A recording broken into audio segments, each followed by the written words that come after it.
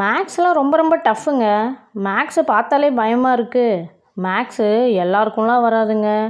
Maths படிக்கலாம் ஸ்பெஷலாக brain வேணும், ரொம்ப திறமை வேணுங்க. இப்படியெல்லாம் உங்கள் மைண்டில் யோசிச்சுட்டு இருக்கீங்களா? ஆனால் உண்மையிலே மேக்ஸு டஃப் இல்லைங்க.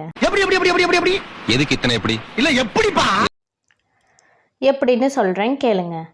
ப்ராக்டிஸ் இல்லைன்னா மேக்ஸு டஃப்பாக தான் தெரியும். கிரிக்கெட்டில் டெய்லியும் ப்ராக்டிஸ் பண்ணால் பேட்டிங் இம்ப்ரூவ் ஆகும்.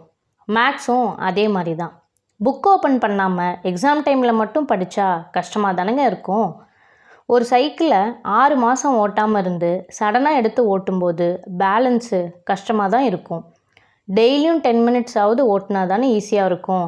அதே போல் தான் மேக்ஸும் டெய்லி ப்ராக்டிஸில் தான் இம்ப்ரூவ் ஆகும். டெய்லியும் 15 மினிட்ஸ் மேக்ஸ் ப்ராக்டிஸ் பண்ணுங்கள். 90 டேஸ்க்கு அப்புறம் உங்கள் கான்ஃபிடென்ஸ் லெவல் வேறு மாதிரி இருக்கும். Point number 2, building strong, base மட்டும் கொஞ்சம் வீக்.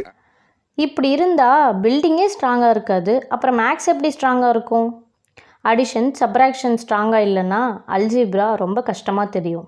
நேச்சுரலாகவே கன்ஃபியூஷன் வரும். கன்ஃபியூஷன் வந்தால் ஃபியர் வரும். ஃபியர் வந்தால் ப்ராக்டிஸ் பண்ண மாட்டோம். ப்ராக்டிஸ் பண்ணாமல் இருந்தால் மார்க்ஸ் ஆட்டோமேட்டிக்காக குறையும். அப்போது மேக்ஸ் மேலே இன்னும் பயம் அதிகமாகும். தென் டஃப்பாக தானே இருக்கும்.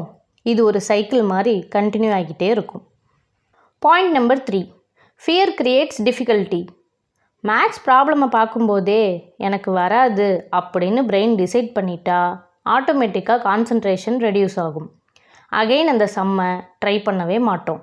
பட் அகெயின் ட்ரை பண்ணும்போது தான் கான்ஃபிடென்ஸ் வரும். பாயிண்ட் நம்பர் 4, டிரைவிங்கை பற்றி 100 வீடியோஸ் பார்த்தாலும் காரை ட்ரைவ் பண்ண முடியாது.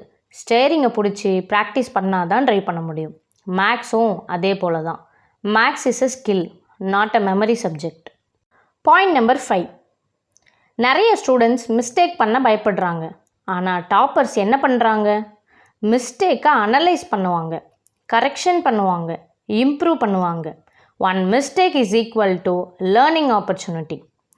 இன்னும் ஒரு முக்கியமான ரீசன் என்ன தெரியுமா? கான்செப்ட் புரியாமல் ஃபார்முலா மெமரைஸ் பண்ணிங்கன்னா கொஞ்ச நாளில் மறந்துடும். அதுவே கான்செப்டை புரிஞ்சுக்கிட்டு ஃபார்முலாவை மறந்தாலுமே அதை உங்களால் ரீக்ரியேட் பண்ண முடியும். மேக்ஸு மெமரி பண்ணுற சப்ஜெக்ட் இல்லை, மேக்ஸு அண்டர்ஸ்டாண்டிங் சப்ஜெக்ட். மேக்ஸில் சக்ஸஸ் ஆகணும்னா ஸ்ட்ராங் பேசிக்ஸ் வேணும், ப்ராப்பர் அண்டர்ஸ்டாண்டிங் வேணும், ரெகுலரான ப்ராக்டிஸ் வேணும், மெயினாக செல்ஃப் கான்ஃபிடன்ஸ் வேணும். அதை விட ரொம்ப ரொம்ப முக்கியமான விஷயம் என்ன தெரியுங்களா? ப்ராப்பரான கைடன்ஸ் வேணும். இந்த 5 விஷயம் இருந்தாலே போதும், நீங்கள் மேக்ஸை டஃப்னே சொல்ல மாட்டீங்க. இன்ஃபினிட்டி ஃபோக்கஸ் மேத் அகாடமியில் மேக்ஸை பயமாக பார்க்குறத நிறுத்திட்டு ஈஸியாக புரிஞ்சுக்கிற மாதிரி ஸ்டெப் பை ஸ்டெப்பாக கிளியராக கற்றுக் கொடுப்போம். From your basics. நம்ம அகாடமியில் ஜாயின் பண்ணுற எல்லாருக்குமே first free assessment test provide பண்ணுறோம். அது மூலமாக உங்களோட ஸ்ட்ராங் அண்ட் வீக் ஏரியாவை ஃபைன் பண்ணி அதுக்கேற்ற மாதிரி ஃபவுண்டேஷன் கிளாஸ் கொண்டு போயிட்டுருக்கோம். ஸோ லேட் பண்ணாமல் சீக்கிரமாக ஜாயின் பண்ணி உங்கள் மேக்ஸ் ஜேர்னியை ஸ்டார்ட் பண்ணுங்கள்.